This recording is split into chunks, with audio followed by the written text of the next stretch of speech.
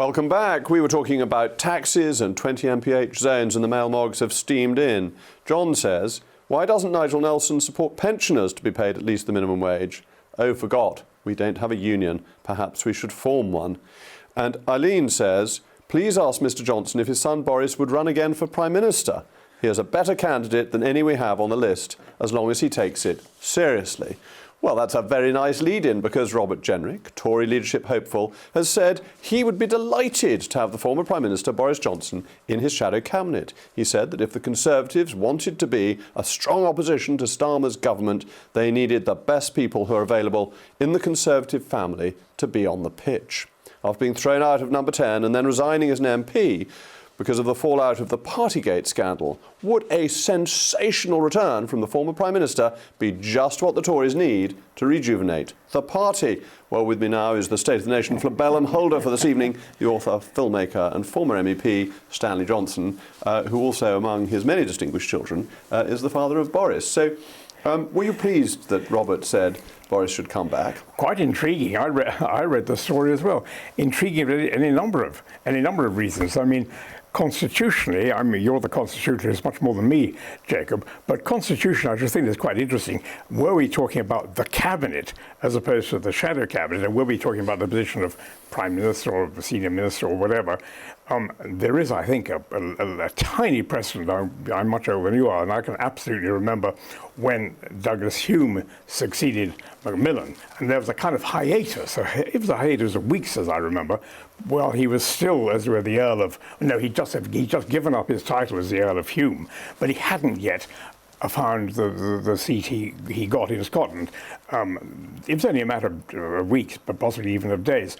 But nonetheless, for a time, he was Prime Minister of the United Kingdom, being in neither house. Okay, so that's on the assumption that you're talking about the cabinet. Now, it's intriguing to think about the shadow cabinet. Is the shadow cabinet bound by, the same sort of constitutional arrangements? Do you see what I'm getting at? I think it's a very good point, because I don't think the shadow cabinet is, particularly not a post like Conservative Party chairman. So if Robert Jenrick wanted to make Boris Conservative Party chairman and Boris were willing to do it, there'd be absolutely nothing to stop that. Well, actually, you just raised a point. I suspect, and you're much closer to this than I am, I suspect that the chairman of the Conservative Party, in a situation where the Tory party is in opposition, does probably attend shadow cabinet meetings. Yes. Now, there you get into another little, the business of who's in the cabinet and who is attending cabinet.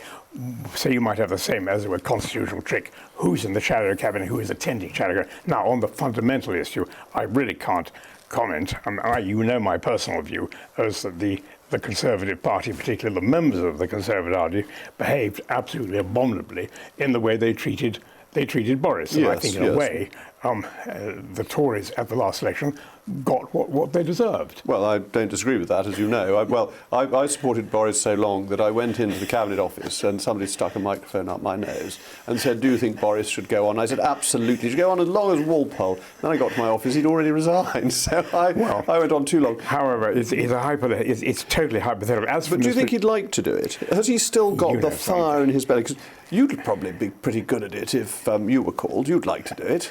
Well, if I were called at the age of 90, I mean, you've got to imagine conceivably that the Labour Party will last a term. Can't imagine, can't be sure of that, of course. Also, many things could happen. But I was only be 87 when that happened. On the other hand, it's not up to me, and I can't say. All I will say is, let's look at history here. My recollection is that Churchill was 65 when he became Prime Minister. He wasn't even elected Prime Minister that first time. He emerged as Prime Minister from the...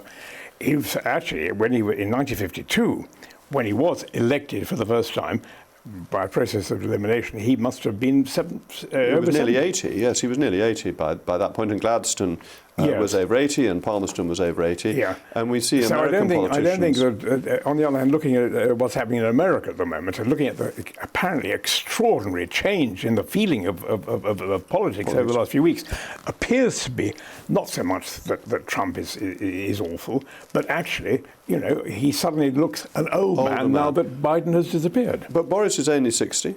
So he's still quite young. Is he interested still?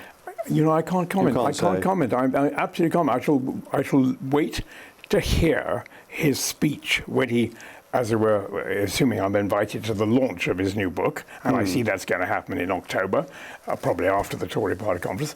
And if he takes questions, somebody may ask that question. I shall wait to hear what his answer is. I don't have an answer. But it's an interesting thought, isn't it, that a senior contender, one of the front runners to be the next leader of the party, really wants to have a former leader back. That hasn't tended to happen in recent history. You've got to go back into the past. Well, hold on. It happened with Alec Douglas-Hume, that Ted Heath brought him back. It happened with William Hague, but William Hague hadn't been Prime Minister. It's not usual. Well, Mr. Cameron was brought in by Rishi Sunak. So that took everyone by surprise, I think. And wasn't necessarily hugely successful.